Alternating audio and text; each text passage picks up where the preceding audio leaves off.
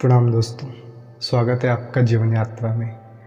दोस्तों, कुम्हार जब मिट्टी के बर्तन बनाता है तो वह उनको अलग अलग आकृति देता है, उनको अपने अनुरूप ढालता है।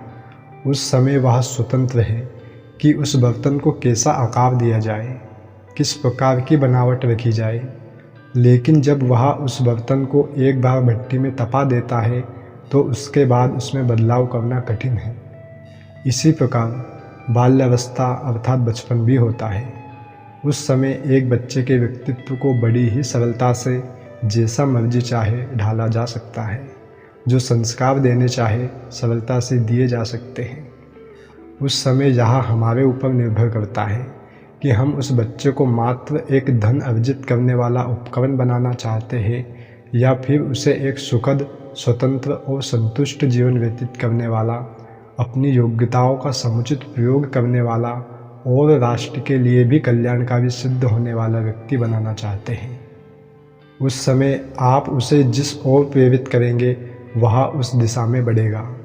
लेकिन यदि उसे केवल धन संपदा अर्जित करने के तरीकों से ही अवगत कराया गया तो कह सकते हैं कि यह उसके साथ अन्याय ही होगा।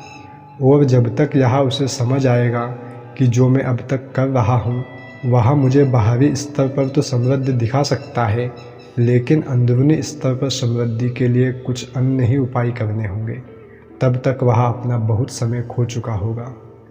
और हो सकता है कुछ ऐसी परिस्थितियों से भी वह घिर जाए जिनसे बाहर आना उसके लिए बड़ा ही कठिन हो जाए।